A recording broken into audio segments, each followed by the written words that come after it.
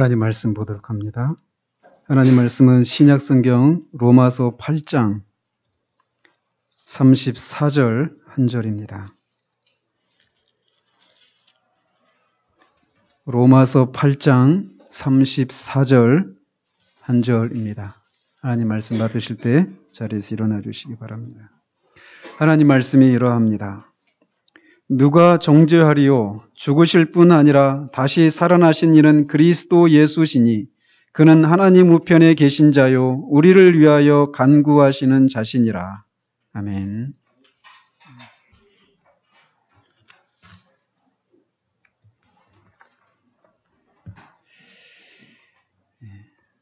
우리는 지난주부터 로마서 8장 34절을 중심으로 그리스도께서 하신 일이 무엇인지에 대해서 살펴가고 있습니다. 그러면서 지난주에는 그리스도는 신자들을 위해서 죽으셨을 뿐만 아니라 죄인들을 위해서 또 신자들을 위해서 우리를 대신해서 믿음을 발휘하셨다라고 말씀을 드렸습니다. 죄가 없으신 분이시지만 죄인을 대신해서 죄인의 자격으로 지금 예수님은 십자가에서 달리셨는데 그래서 아주 극심한 그런 죄책감 가운데 서셨단 말이에요. 하나님 앞에. 그런데도 그런 죄책감을 느끼는 상황 속에서도 하나님을 향해서 자신을 의롭다고 해주실 것을 신뢰하며 하나님 앞에 믿음을 발휘하시고 그 믿음이 하나님 앞에 상달이 되었습니다. 받아들여졌습니다.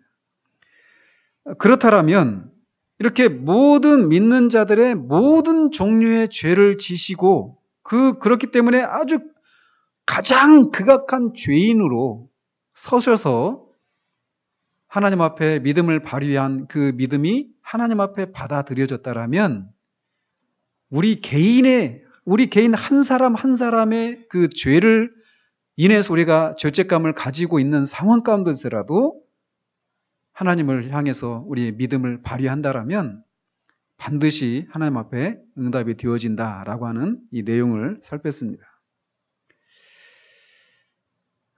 저는 그리스도께서 우리를 대신해서 이렇게 우리의 죄를 지시고 십자가에서 달리셨다라고 한 이 사실이 이번 주에도 이렇게 이 사실을 생각하면서 하나님 앞에 얼마나 이렇게 감사하고 또 한켠에 그런 죄송함, 말할 수 없는 죄송함. 이런 것이 제 안에 이렇게 있었던 것을 봅니다. 이제 우리가 더 이제 그리스도께서 죽으셨다. 라고 한 이 내용에 대해서 이제 우리가 더 본격적으로 더 자세히 살펴보도록 합니다. 여기서 지금 사도가 이 로마서 8장 34절을 통해서 독자들에게 말하고자 하는 것은 뭐냐면 예수님이 십자가에서 죽으시고 부활하셨는데 그 예수 그리스도가 어떻게 우리의 믿음의 토대가 되고 또 우리가 의롭다함을 죄 없다고 죄 용서를 받을 수 있는 그런 근거가 되시는가에 대한 것입니다. 이것을 지금 다루고 있는 거예요. 다시 말씀드리면 주님이 어떻게 우리의 믿음의 대상이 되시는가? 그리고 우리가 어떻게 그리스도를 믿음으로 의롭다고 여김을 받는가? 이거를 다루고 있다라는 것입니다. 이것과 관련해서 지난주에는 우리를 위한 그리스도의 믿음을 살펴보았다면 오늘은 우리의 믿음이 그리스도를 향하여 어떠해야 하는가를 살펴보도록 합니다. 믿음에는 믿음을 크게 두 가지로 나눌 수 있습니다. 아까도 기도하신 우리 집사님께서 하나님을 믿지 못했던 불신앙의 죄, 이거를 이렇게 고백을 했잖아요. 이거는 우리가 구원받은 이후에 그리스도를 닮아가고 더 우리가 거룩해져가는 성화의 단계에서 발휘되는 믿음입니다. 근데 이런 성화의 단계에서 발휘되는 믿음, 예를 들면 우리가 이런저런 어떤 고난을 받고 어떤 공고한 상황 가운데 있을 때 하나님을 우리가 믿고 그 상황 가운데서 하나님께서 응답해 주실 것을 기대하며 하나님을 신뢰하는 것, 이런 종류의 믿음이 있습니다. 신자들은 그래서 끊임없이 믿음으로 살아야 되는데 이런 종류의 믿음에 대해서 오늘 말씀을 드리려고 하는 것이 아니라 또 다른 종류의 믿음이라고 하는 것이 있어요. 그게 무엇이냐면 우리를 의롭다고 해주시는 믿음입니다. 이걸 조금은 어려운 말로 칭의의 믿음이다라고 말할 수 있습니다. 제가 오늘 우리 교회에 처음 오신 분들이 계셔서 이런 신앙적인 이런 용어들을 모르실 것 같은 그런 이렇게 염려가 되어서 조금 제가 좀 부연 설명을 해드리는 겁니다.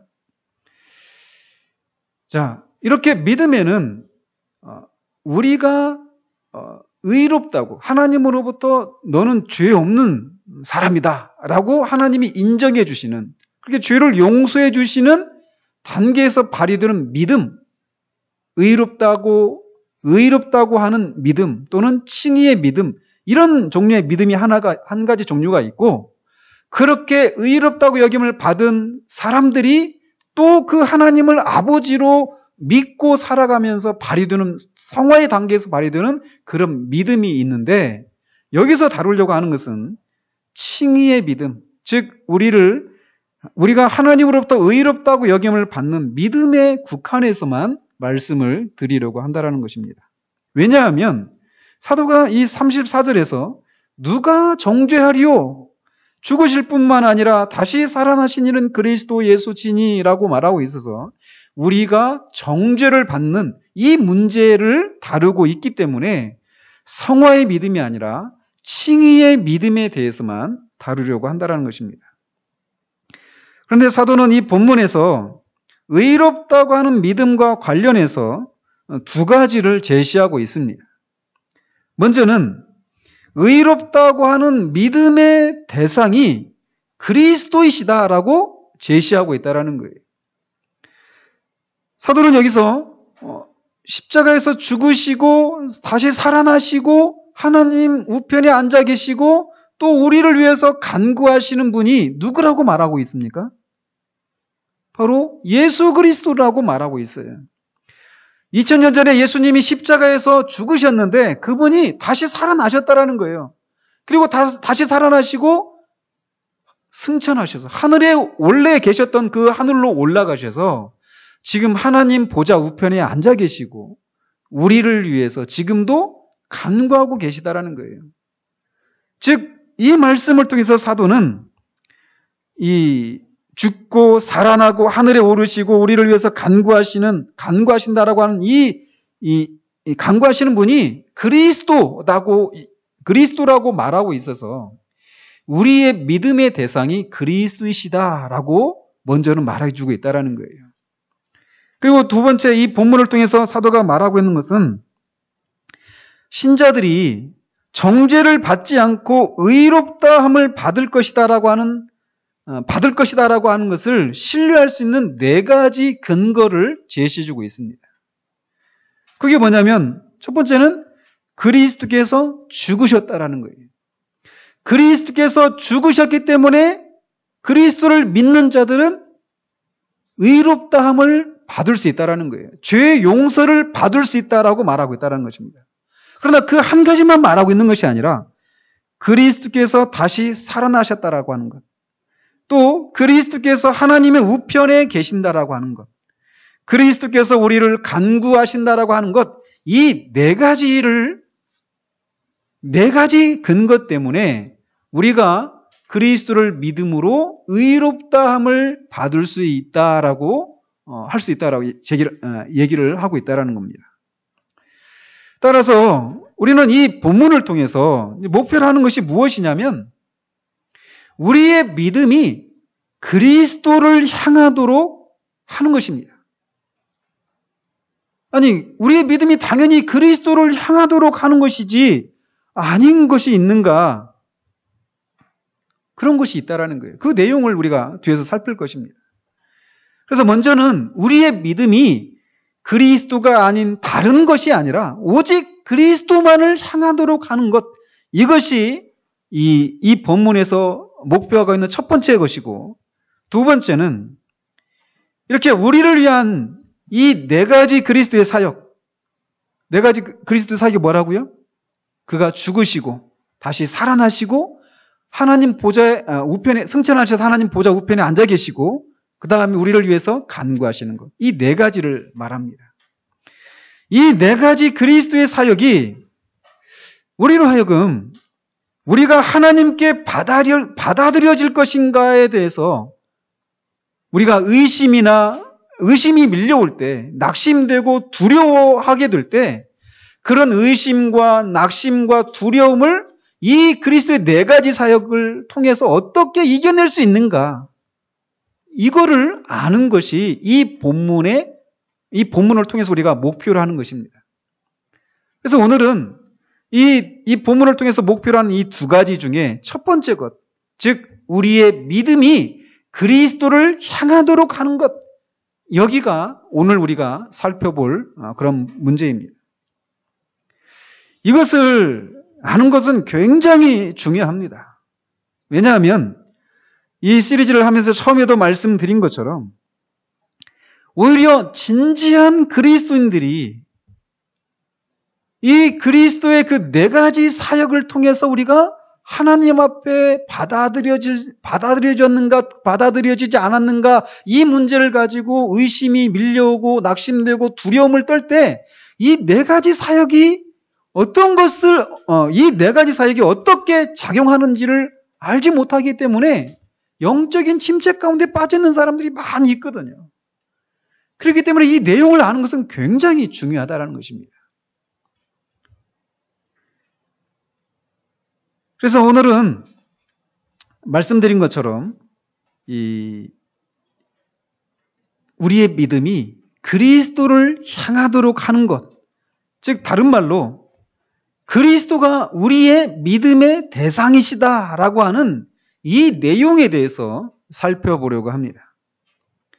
그러니까 오늘 이 내용은 이제 우리가 다음 주부터 본격적으로 살펴보게 될 이 그리스도의 네 가지 사역에 대한 사전 준비 작업이라고 할 수 있어요.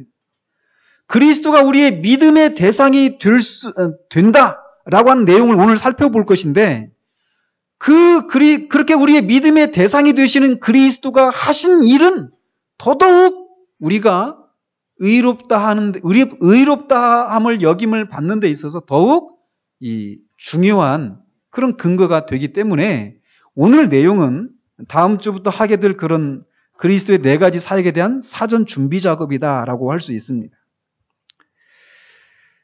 그렇다면 어떤 근거로 해서 그리스도께서 우리 믿음의 대상이다라고 말할 수 있는가라는 것입니다. 그들은 여기서 토마스 구디는 세 가지를 제시를 하고 있습니다. 세 가지 점에서 그리스도께서 우리의 믿음의 대상이시다라고 말하고 있다는 거예요. 첫 번째로 그리스도는 성부 하나님과 함께 우리의 구원을 이루신다라고 하는 점에서 우리 믿음의 대상이십니다.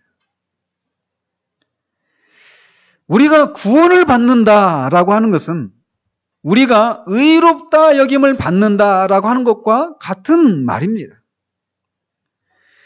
그런데 사도는 오늘 본문 바로 앞에 우리 읽지는 않았지만 33절에서 의롭다 하신 이는 하나님이시니라고 말하고 있어서 성부 하나님께서 우리를 의롭다고 하신다라고 말하고 있습니다. 그리고 또 로마서 4장 5절에서도 우리를 의롭다 하는 믿음을 일컬어서 이렇게 말을 하고 있어요. 경건치 아니한 자를 의롭다 하시는 이분이 누구냐면 하나님이라는 거예요. 경건치 아니한 자를 의롭다 하시는 이를 믿는 것, 이것이 바로 의롭다는 믿음이다라고 말하고 있단 말이죠. 그러니까 우리를 구원하시는 분이 누구시냐, 우리를 의롭다고 해주시는 분이 누구시냐, 1차적으로 성부 하나님이시다라고 말하고 있다는 거예요. 그런데 또 동시에 이 같은 사도 바울이 어떻게 하면 구원을 받느냐라고 질문하는 그 빌립보 지역의 그 간수에게 주 예수를 믿으라 라고 말하고 있습니다. 하나님을 믿으라 라고 말하지 않고 주 예수를 믿으라 라고 말하고 있다는 것이죠. 즉 이런 것을 통해서 우리가 알 수 있는 것은 무엇이냐면 성부 하나님과 예수 그리스도 두 분이 함께 죄인을 의롭다고 하는 일에 똑같이 참여하고 계시다라고 하는 것을 말해주고 있다는 것이에요. 예수 그리스도는 우리가 의롭다함을 받기 위해서 반드시 갚아야 할 죄값을 모두 지불하시고 완전한 의로움을 이루셨습니다. 그리고 성부 하나님은 이렇게 그리스도께서 이루신 완전한 의를 우리에게 전가시켜 주셨습니다. 우리에게 넘겨주셨단 말이죠. 이렇게 성경은 죄인이 의롭다 여김을 받는 것이 가능한 이유를 성부 하나님과 그리스도 두 분에게 돌리고 있습니다. 그렇기 때문에 로마서 3장 24절에서는 우리의 구원이 성부 하나님과 예수 그리스도 두 분이 모두 관여하신다라고 하는 이 사실을 이렇게 기록하고 있습니다. 그리스도 예수 안에 있는 구속으로 말미암아 하나님의 은혜로 값없이 의롭다 하심을 얻은 자 되었느니라 이렇게 말하고 있다는 거예요. 이 말씀에서 보듯이 성부 하나님의 값없이 주시는 은혜와 그리스도의 구속이 우리가 의롭다 여김을 받는 일에 함께 작용하고 있다라고 하는 것을 알 수 있다라는 것입니다. 토마스 구디는 성부 하나님과 그리스도 두 분이 우리를 위해서 은혜를 베푸시고 죄값을 지불하신 것에 대해서 이렇게 진술하고 있습니다. 즉 그리스도께서는 우리를 의롭다 하시는 일에 있어서 하나님의 값없는 은혜가 전혀 작용하지 않는 것처럼 우리의 모든 죄값을 한 푼도 삭감하지 않고 완전히 다 지불하셨다라고 말하고 있습니다. 즉 우리가 죄 용서를 받아야 되는데 죄 용서를 받기 위해서는 죄값을 다 치러야 된단 말이에요. 그런데 이 죄값을 치르기 위해서는 한 푼도 빼놓지 않고 다 갚아야 되는데 그리스도께서 그렇게 하셨다라는 거예요. 마치 하나님의 값없는 은혜가 죄인들을 향해서 전혀 베풀어지지 않는 그런 상황에서처럼 오직 그리스도 그분만이 죄값을 다 치러야만 우리가 죄 용서를 받을 수 있다라고 하는 이런 생각으로 그렇게 죄값을 다 지불하셨다라고 말하고 있다는 것이죠. 또 마찬가지로 성부 하나님도 마치 그리스도께서 우리의 죄값을 전혀 지불하지 않은 것처럼 자신의 모든 값없고 놀라운 은혜로 말미암아 그리스도가 지불한 죄값을 우리를 위한 것으로 인정해 주시고 받아주셨다라고 말하고 있습니다. 이처럼 그리스도의 구속과 하나님의 값없는 은혜는 우리가 의롭다함을 얻는 일에서 공동으로 작용을 하고 있습니다. 따라서 우리를 의롭다고 하는 이 믿음은 이 두 가지 모두를 바라봐야 한다는 거예요. 그리스도의 구속과 하나님의 값없는 은혜, 이 두 가지를 다 바라봐야 한다는 것이죠. 물론 죄인을 최종적으로 너는 죄가 없다라고 선포해 주시는 분은 성부 하나님이십니다. 그렇기 때문에 성부 하나님이 우리 믿음의 궁극적인 대상이다라고 할 수 있습니다. 이것은 에베소서 2장 18절에서 그로 말미암아 즉 그리스도로 말미암아 우리 둘이 이방인과 유대인이 한 성령 안에서 아버지께 나아감을 얻는다 이렇게 말을 하고 있어요. 그 신앙의 궁극이 그리스도로 말미암아 성령 안에서 하나님 아버지께로 나아가는 것이다 이렇게 말하고 있어서 신앙의 궁극이 믿음의 궁극이 하나님이시다라고 말하고 있단 말이죠. 또 마찬가지로 베드로전서 1장 21절에서도 여기서 말하는 저는 그리스도입니다. 저를 죽은 자 가운데서 살리시고 영광을 주신 하나님을 그리스도로 말미암아 믿는 자라고 그리스도인을 그렇게 정의를 내리고 있습니다. 이런 에베소서 2장 18절이나 베드로전서 1장 21절의 말씀에서처럼 하나님이 우리의 신앙의 궁극적인 대상이다라고 말을 할 수 있단 말이죠. 하지만 그럼에도 불구하고 신약에서는 그리스도를 믿음의 직접적인 대상으로 제시하고 있다라는 것입니다. 이는 단순히 신성만을 가지고 계신 성부 하나님의 인격보다는 신성과 인성을 모두 가지고 계신 그리스도가 우리의 믿음에 더욱 가깝기 때문이다라고 그 뒤는 말합니다. 그러면서 그는 그리스도가 우리의 믿음에 보다 직접적인 근거를 이렇게 말을 합니다. 즉, 구약에서는 그리스도는 단지 약속으로만 주어졌어요. 그렇지만 우리가 알다시피 그 약속으로만 주어지셨던 그리스도께서 육신을 입고 우리와 똑같은 인간으로 다만 죄가 없는 그런 모습으로 이 세상에 실제로 오셔서 하나님과 죄인된 저와 여러분들 사이에 중보자로서 하나님의 세움을 받았습니다. 이렇게 구약에서는 그리스도가 단순히 약속으로만 주어졌을 뿐이었기 때문에 구약의 백성들은 하나님을 더 크게 의지했었습니다.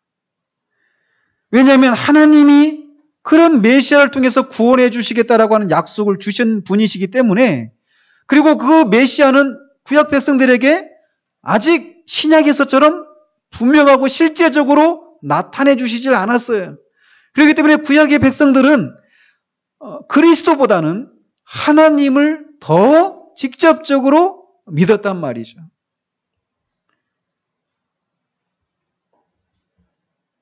그러나 신약의 백성들은 그렇지 않습니다. 중보자이신 그리스도는 하나님의 약속 안에만 존재하시는 것이 아니라 실제로 육신을 입고 이 세상에 오셔서 하나님과 우리 사이에 서셔서 우리를 위해서 우리 대신 모든 일을 처리하시는 중보자로 세우심을 받았습니다. 이렇게 신약에서는 그리스도가 뚜렷하게 제시되어 있기 때문에 이제 신약의 신자들은 그리스도를 보다 분명하게 붙들 수 있게 된 것이죠. 그렇기 때문에 그리스도는 잡히시기 전날 밤에 제자들에게 이렇게 말씀을 하신 거예요.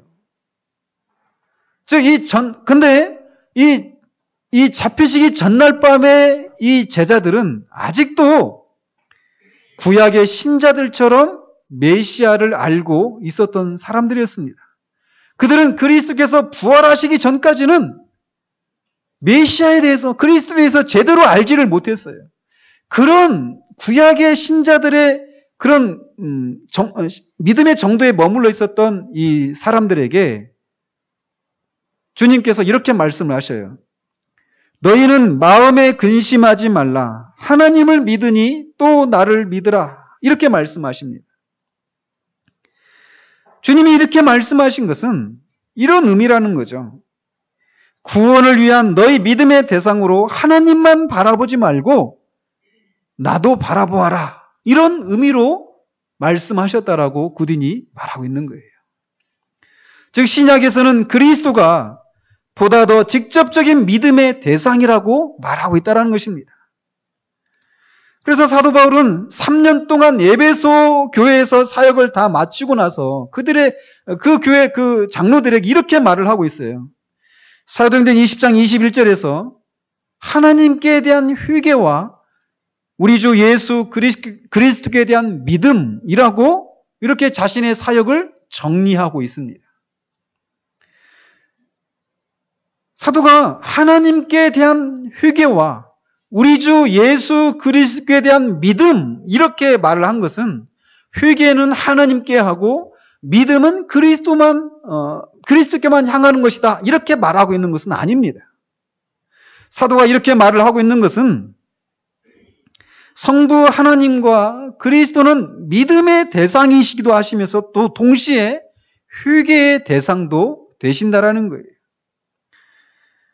그럼에도 불구하고 사도는 이렇게 회개와 믿음의 대상을 각각 다르게 표현해서 사용하는 이유는 그리스도가 상대적으로 믿음의 직접적인 대상이시고 하나님은 상대적으로 회개의 직접적인 대상이시기 때문이다라고 그들은 해석을 합니다.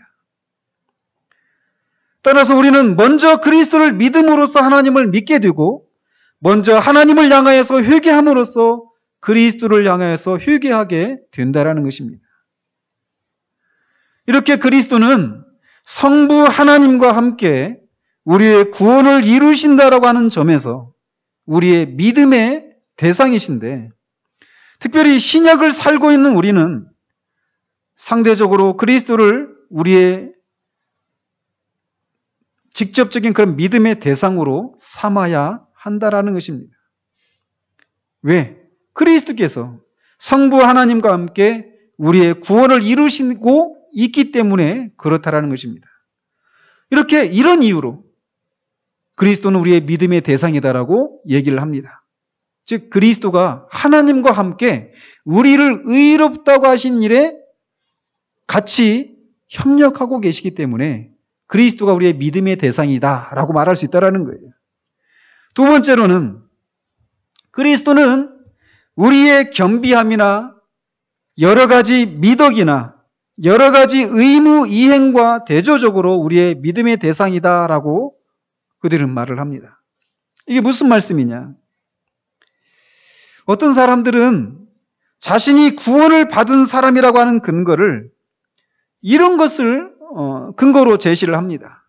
즉 자신이 죄인이라고 하는 사실을 깨닫고 겸비해졌던 그런 경험이 있으니까 나는 구원받은 사람이다라고 생각을 한다라는 것이에요. 또 반대로 어떤 사람은 자신이 죄인이라고 하는 것을 깨닫지를 못하고 겸비해졌던 그런 경험이 없기 때문에 나는 구원받은 사람이 아니다라고 말하고 있다는 것입니다. 근데 두 사람 공통적인 게 뭐냐면 자기가 구원을 받았다고 하는 근거를 어디에 두고 있느냐면 그리스도가 아니라 죄를 깨닫고 자신이 겸비해졌던 그 경험에 두고 있다는 것입니다. 그러나 그렇게 우리가 죄를 깨닫고 우리 마음이 겸비해진 것, 그것이 우리의 믿음의 대상일 수가 없다는 거예요. 그리스도만이 우리의 믿음의 대상이시라는 것입니다. 오늘 또 우리가 예배를 시작하면서 제가 이런 말씀으로 여러분을 하나님 앞에 초청을 했잖아요. 수고하고 무거운 짐진 자들아 너희는 다 내게로 오라. 내가 너희를 쉬게 하리라.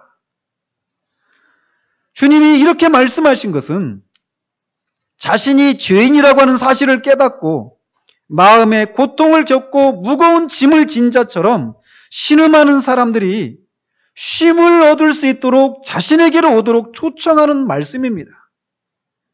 근데 단지 그냥 자신이 죄를 깨닫고 마치 무거운 짐을 진 자처럼 그렇게 고통을 겪고 있는 그런 상태 가운데 있으면 쉼을 얻을 수 있다라고 말하고 있는 것은 아니라는 것이에요. 그런데도 많은 사람들은 자신이 구원을 받은 근거를 죄를 깨닫고 그것을 인해서 애통해하고 슬퍼하면서 겸비해졌던 그 경험을 의지하려고 하는 그런 경향들이 있다라는 거예요. 그리고 반대로 이런 것이 없을 때는 자신이 구원을 받지 못한 것처럼 생각하면서 어쨌거나 구원의 근거를 죄를 깨닫고 겸비해졌던 그것을 의지하려고 하는 그런 경향이 있다라는 것입니다. 그러나 그것은 바른 것이 아니다라는 것이에요. 만일 사람들이 수고하고 무거운 짐진 상태에 있다는 사실에 안주하고 그것을 인해서 그리스도께로 나아가지 않는다라면 결국 그들은 그리스도와 상관없는 사람으로 남고 말 것입니다.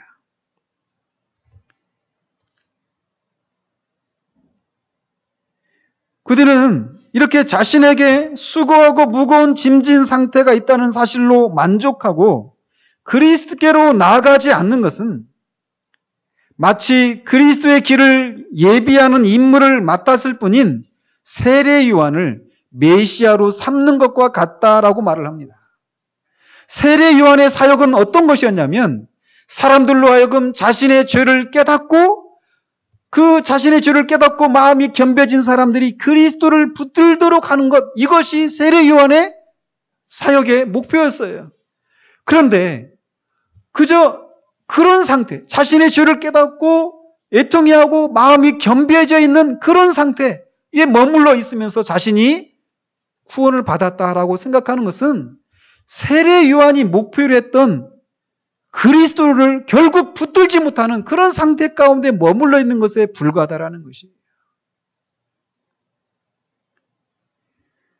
아무리 자신의 죄를 깊이 깨닫고 고통하며 겸비해져 있다고 하더라도 그리스도께로 나아가지 않는다라면 참으로 쉼을 얻을 수가 없다라는 것입니다.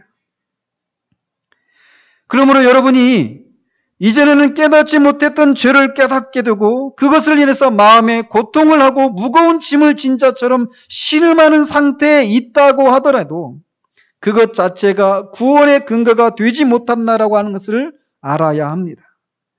이런 상태 가운데 있다라면 거기에서 머무르는 것이 아니라 그리스도께 나아가야 한다라는 것이에요. 오직 그리스도만이 우리의 믿음의 대상이시지 죄에 대해서 깨닫고 마음이 겸비해져 있는 것, 이것이 우리의 믿음의 대상이 아니라는 것입니다. 마찬가지로 우리에게 있는 어떤 미덕이나 우리가 행한 여러 가지 의무를 의지해서도 안 됩니다. 우리 안에 있는 미덕이라고 하는 것은 처음에도 말씀드린 것처럼 은혜로운 기질들 또는 구원받은 사람들에게 나타나는 어떤 표징들, 이런 것들을 말하는 것이에요. 그런 것들이나 또 우리가 행한 여러 가지 어떤 의무들이 있잖아요. 이런 것들이 우리의 믿음의 대상이어서는 안 된다라는 것입니다. 우리 안에 아무리 많은 미덕이 있고 우리가 우리의 구원을 위해서 아무리 많은 의무들을 행한다고 하더라도 우리는 우리의 양심을 만족시킬 수가 없습니다. 그런 것들이 우리의 양심을 만족시킬 수가 없어요. 하물며 하나님의 공의를 만족시킬 수 없는 것은 너무나 당연한 것이다 라고 할 수 있다는 것입니다. 그런데도 우리는 얼마나 자주 이런 것들을 의지하려고 하는 경향을 보이는가라는 거예요. 어저께 보니까 데이비드 브레이너드의 그 일기를 이렇게 올려놨는데 거기에 보니까 데이비드 브레이너드도 이런 고백을 해요. 어떤 때는 하나님께서 나를 사랑하시며 마음에 들어하신다라고 하는 것을 생각해보고 때로는 내가 하나님을 온전히 만족시켜 드리는 것으로 생각도 하며 크게 용기를 얻었다. 그러나 이 모든 일이 잘 되어가고 감정이 뜨겁게 고조되며 행실을 고치려는 결심 같은 일들이 일어날 때 흔히 있는 순전한 추측에 불과한 것이다 라고 말을 합니다. 자신이 하나님 앞에서 어떤 여러 가지 의무를 행하고 어떤 그런 은혜로운 기질들이 자신 안에 풍성하게 분명하게 나타나는 것, 이것이 있으면 자신이 이것을 의지해서 자신이 구원을 받았다라고 생각할 수 있는데 그것들 자체, 은혜로운 기질들이나 어떤 은혜의 표징들, 여러 가지 의무들, 이것이 우리의 믿음의 믿음의 근거는 믿음의 대상이 될 수는 없다라는 것이에요.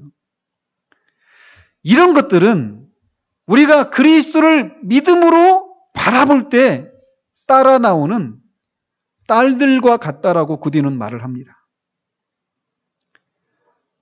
우리의 믿음이, 그리스도를 바라보는 믿음이 우리의 우리를 구원에 이끄는 것이지, 이런 것들이 우리를 구원으로 이끄는 것이 아니다라는 것이에요.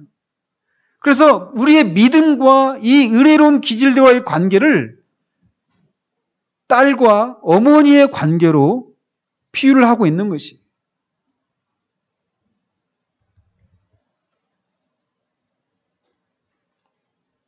즉 그리스도를 바라보는 믿음이 여러 가지 미덕과 의무들을 낳는 것이지, 이런 여러 가지 미덕과 의무들이 그리스도를 바라보는 믿음을 낳는 것이 아니다라는 것입니다. 때로는 부모가 자녀를 낳았는데 그 부모가 노쇠하고 또는 능력이 없어서 자녀들이 그 부모를 부양할 수 있습니다. 그렇죠? 그러나 아무리 부모가 무능력하고 능력이 없다 하더라도, 그래서 자식이 부모를 부양해야 되는 그런 상황 가운데 있다고 하더라도 자녀가 부모를 낳는 것은 아닙니다. 즉, 이게 무슨 말이냐? 때로는 우리가 그리스도를 바라보는 믿음, 우리의 믿음의 대상이신 그리스도를 향한 그런 확신이 결여가 되어서 우리 안에서 이 은혜로운 기질들이 내 안에 있으니까 나는 구원받은 것이 맞구나라고 생각할 수는 있어요. 그것을 얼마든지 활용할 수는 있단 말입니다. 처음에 말씀드렸던 것처럼. 그러나 이것은 언제나 그리스도를 바라보는 그 믿음의 결과로 따라 나오는 부산물이지, 이것이 우리의 구원을 이끌어내는 것은 아니다라고 하는 것을 우리가 기억을 해야 한다라는 것이에요. 그러므로 그리스도는 우리의 겸비함이나 미덕 그리고 여러 가지 의무들과 대조적으로 믿음의 대상이십니다. 오직 그리스도만이 우리의 믿음의 대상이신 거예요. 마지막으로 그리스도는 하나님께서 우리에게 주신 여러 가지 약속과도 구별되게 우리의 믿음의 대상이시다라고 말을 합니다. 즉, 단순히 하나님께서 주신 죄 사함에 대한 약속이 아니라 그리스도의 인격이 우리의 믿음의 대상이어야 한다라고 말하고 있다는 거예요. 이것은 굉장히 중요한 것입니다. 왜냐하면 방금 전에 말씀드린 것처럼 어떤 사람이 자신의 죄로 인해서 겸비해진 것도 의지하지 않고 자신 안에 있는 미덕이나 여러 가지 의무들을 의지하지 않는 사람들 중에서도 단지 죄 사함에 대한 하나님의 약속만 의지하고 그리스도를 의지하지 않는 사람들이 있기 때문에 이 사실을 아는 것은 중요하다라는 것이에요. 즉, 죄 사함에 대한 하나님의 약속이 우리의 믿음의 대상이 아니라 그 약속의 내용이신 그리스도가 우리의 믿음의 대상이어야 한다라는 것입니다. 그들은 이렇게 약속만 의지하고 그리스도를 의지하지 않는 사람들을 마치 노아가 방주에서 날려보냈던 비둘기처럼 비둘기에 비유를 합니다. 비둘기가 비둘기를 보낸 이유는 그 방주 밖에 땅이 물이 말랐는가 이것을 확인하기 위해서 비둘기를 보냈습니다. 그래서 비둘기가 발 디딜 곳이 없어서 돌아왔단 말이죠. 두 번을 나갔다가 다시 이제 발 디딜 곳이 있어서 이제 결국 돌아오지 않았는데, 어쨌든 그 비둘기처럼 노아가 방주에서 날려보냈던 그 비둘기처럼 발 디딜 곳이 있는지 알아보기 위해 하나님의 모든 말씀을 살펴보다가 죄사함과 칭의를 값없이 약속하는 하나님의 그 말씀들, 약속들을 발견하고서는 그 약속들 안에서 그리스도를 추구하거나 그리스도를 영접해야 되는데 그러지 않고 그냥 그 약속들만 받아들이고 그 약속들만 의지하는 사람들이라고 말을 한다라는 것입니다. 그럼 계속해서 말하기를 이런 오류는 흔히 발견되는데, 이런 오류는 마치 노아의 그 비둘기가 방주 그 위벽에 내려앉는 것으로 만족한 채 방주 안에 있는 노아에게로 들어가지 않는 것과 같다라고 말을 합니다. 그런 것처럼 하나님이 주신 이 죄사함에 대한 약속만을 붙든 채 정작 그 약속의 내용이 되시는 그리스도를 의지하지 않는다라면 구원에 이르지 못하게 되거나 계속해서 정죄감에 시달리게 될 것이다라고 말을 한다라는 거예요. 그러면서 그는 그 하나님의 약속이 어떤 성격을 가지고 있는가를 구약의 그 약속들을 가지고 설명을 하는데 이렇습니다. 인간이 특별히 처음 인류의 조상이었던 아담이 선악을 알게 하는 과실을 따먹고 타락했을 때 하나님은 곧장 우리의 조상들에게 구원의 약속을 해주셨습니다. 바로 창세기 3장 15절이죠. 근데 그 내용을 보면 하나님이 그들을 구원해 주시겠다라고 한 약속을 주시는데 죄 사함을 베풀어 주시겠다라고 하는 그런 약속을 해주신 것이 아니었어요. 하나님은 거기에서 여자의 후손이 네 머리를, 사탄의 머리를 상하게 할 것이다 라고 약속을 해주셨어요. 즉 사탄을 이기시고 그 모든 은혜를 값주고 사시는 그리스도의 인격에 대한 약속이었지 단순히 죄 사함에 대한 약속이 아니었다라는 것이에요. 마찬가지로 이 하나님은 이스라엘 백성들에게 점점 그 구원의 약속을 해주시는데, 언약을 통해서 약속을 해주시는데 아브라함에게도 그런 약속을 해주셨죠. 그러면서 아브라함에게 말씀하시기를 네 자손을 인하여 천하 만민이 복을 얻을 것이다 이런 약속을 해주셨는데 거기에서도 보면은 자손에 대한 약속, 여기서 말하는 네 자손은 그리스도이십니다.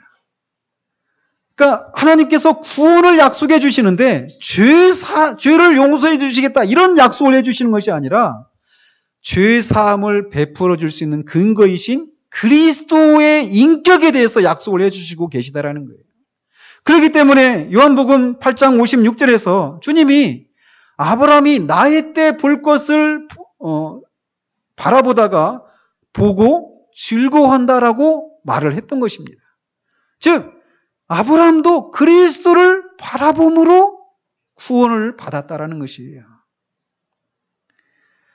아브라함 이후에 등장하는 모든 믿음의 선진들도 정도의 차이는 있지만 그들도 똑같이 그리스도를 영접했기 때문에 구원을 받았던 것이라는 것이죠. 구약의 하나님의 사람들도 희미하지만 약속의 대상이신 그리스도를 의지했다라면 이제는 약속으로만 존재하시는 것이 아니라 실제로 이 땅에 오셨던 그리스도를 아는 우리들은 얼마나 더 그리스도를 바라보아야 하는가라는 것입니다. 그렇기 때문에 우리가 지난주에도 성찬을 실시를 했는데 성찬에서도 1차적으로 가리키는 것이 무엇이냐면 그리스도입니다. 성찬을 행할 때 우리가 가장 먼저 바라봐야 될 것은 그리스도를 바라봐야 하지 그리스도를 통해서 우리에게 약속하신 그런 것들을 먼저 바라보는 것이 여서는 안 된다라는 것입니다. 그들은 이 약속과 그리스도의 관계를 이렇게 설명을 합니다. 약속은 작은 보석 상자에 불과하지만 그리스도는 그 보석 상자 안에 보존되어 있는 보석이다. 이렇게 설명을 합니다. 그러니까 보석 상자를 가지고 우리가 만족하는 것이 아니라 보석 상자 안에 담겨 있는 보석을 우리가 취해야 한다는 거예요.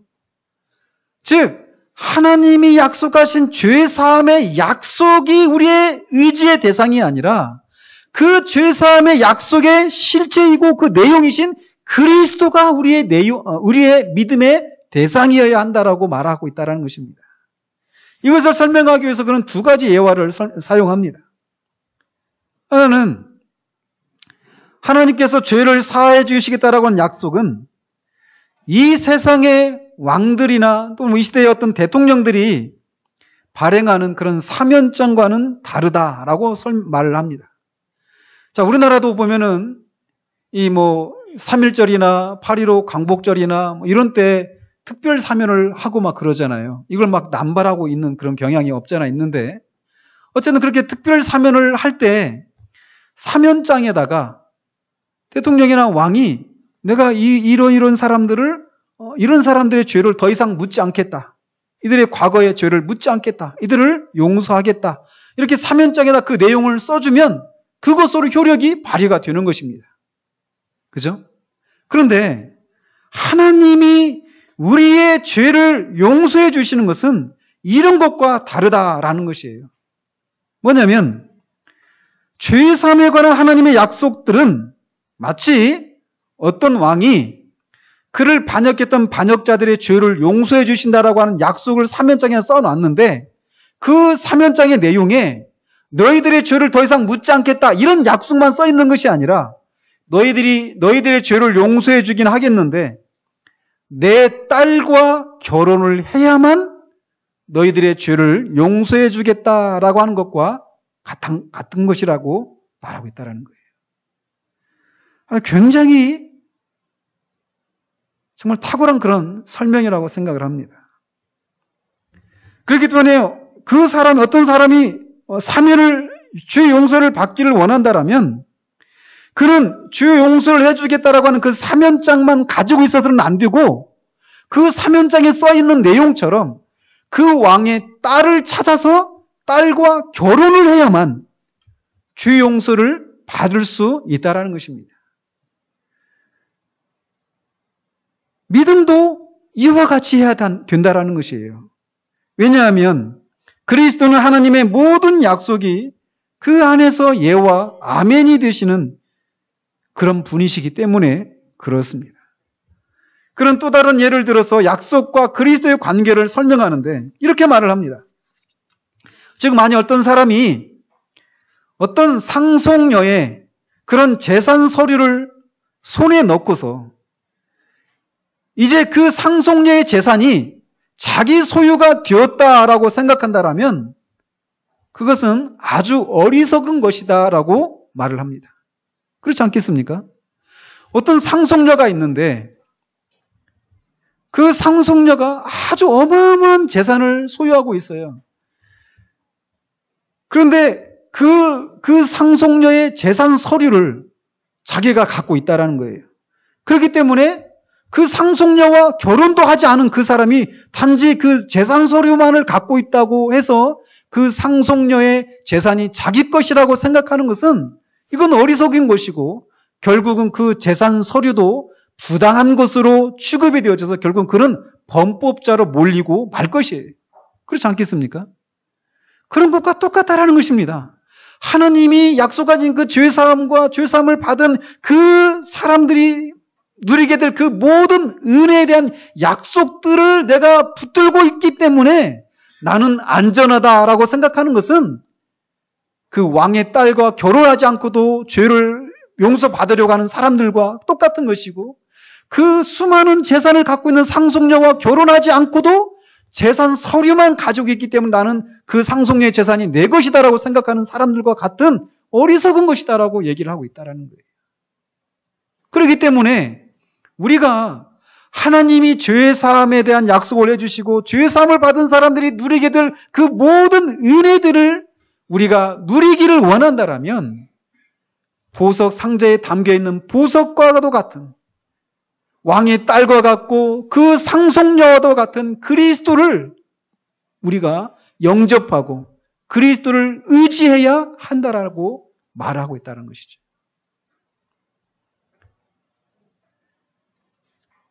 그렇기 때문에 요한일서 5장 12절에서 아들이 있는 자에게는 생명이 있다라고 말을 하는 것입니다.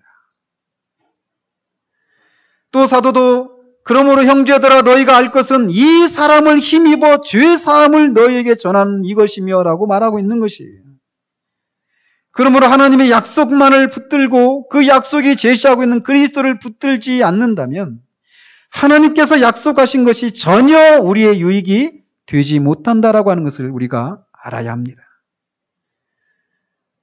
우리의 구원의 근거는 무엇입니까? 무엇이라고 생각을 하십니까? 하나님의 값없이 베푸시는 은혜라고 생각하십니까? 예, 맞습니다. 그렇습니다. 그러나 하나님의 그 값없는 구원의 은혜가 우리에게 임할 수 있는 것은 그리스도께서 우리가 죄사함을 포함한 모든 은혜를 받을 수 있도록 모든 값을 치르셨기 때문에 가능한 것이라고 하는 것을 잊어서는 안 됩니다. 그러므로 우리는 그리스도를 직접적으로 바라보고 의지해야 한다라는 것이에요. 뿐만 아니라 우리의 구원의 근거가 우리가 죄로 인해서 겸비해지고 또 우리 안에 있는 은혜로운 기질들이 많이 있고 또 우리가 여러 가지 의무들을 행한 것, 그것이 우리의 구원의 근거가 된다라고 생각하십니까? 그렇지 않습니다. 이런 것들이 우리의 양심이나 하나님의 공의를 만족시킬 수가 없습니다. 이런 것들은 그리스도를 바라보는 우리의 믿음이 낳은 딸과 같은 것입니다. 그러므로 우리는 이런 것들을 의지해서는 안 되고 오직 그리스도를 의지해야만 합니다. 심지어는 하나님의 약속들 그 자체도 우리가 그리스도를 의지할 때에만 유익을 얻을 수 있다라고 하는 것을 기억을 해야 합니다. 그러므로 우리는 어떤 상황 가운데서라도 오직 그리스도만이 우리의 믿음의 대상이시다라고 하는 사실을 굳게 붙잡아야만 합니다. 특별히 우리 안에 어떤 구원받은 사람들의 그런 은혜로운 표징들이나 은혜로운 기질들이 충분히 나타나지 않고 구원받은 사람들이 마땅히 행해야 될 그런 의무들을 내가 행하지 않고 있는 것 때문에 내가 과연 하나님께 받아들여졌는가라고 하는 그런 의심과 두려움과 낙심이 밀려올 때마다 이 사실을 굳게 붙들어야 한다는 것이에요. 우리의 믿음의 대상은 오직 그리스도이십니다. 그리스도만을 붙잡으십시오. 그리스도만을 바라보십시오. 하나님의 값없는 은혜가 베풀어질 수 있는 것은 이 그리스도께서 그 모든 것을 행하셨기 때문에 그렇습니다. 그러므로 우리 안에는 결코 자랑할 것이 없습니다. 우리 안에 있는 은혜로운 기질도 여러 가지 의무, 이행도 우리의 자랑거리가 되지 못하는 것이에요. 오직 그리스도. 그분이 우리의 구원을 위해서 필요한 모든 것을 행해 놓으셨습니다. 그 그리스도를 붙잡는 여러분이 되시기를 우리 주님의 이름으로 축원드립니다. 기도하겠습니다. 하나님 아버지, 우리는 얼마나 종종 우리의 믿음의 대상이 그리스도이시다라고 하는 사실들을 잊고 다른 것에서 우리의 구원의 근거를 찾으려고 하는 경향들을 많이 보이는지요. 사도가 오늘 말씀을 통해서 우리에게 분명하게 말씀하고 있는 것처럼 오직 그리스도만이 우리 믿음의 대상이심을 우리가 한시도 잊지 않는 그런 우리 되어지기를 원합니다. 그래서 그리스도가 아닌 다른 것들을 우리가 의지하고 있기 때문에 그런 것이 있을 때는 우리가 하나님이 우리를 받아주신 것 같고 또 그런 것이 없을 때는 하나님이 받아주시지 않은 것처럼 생각하여서 영적인 침체에 빠지거나 헛된 그런 안정감을 갖는 그런 일들이 없도록 주님 우리를 붙들어 주시기를 원합니다. 오직 그리스도 그분만이 우리의 의지의 대상이심을 믿음의 대상이심을 우리가 끝까지 붙들고 오직 그리스도만을 자랑하는 그런 우리 될 수 있도록 주님 도우시기를 원하옵고 우리 주 예수 그리스도 이름으로 기도합니다. 아멘.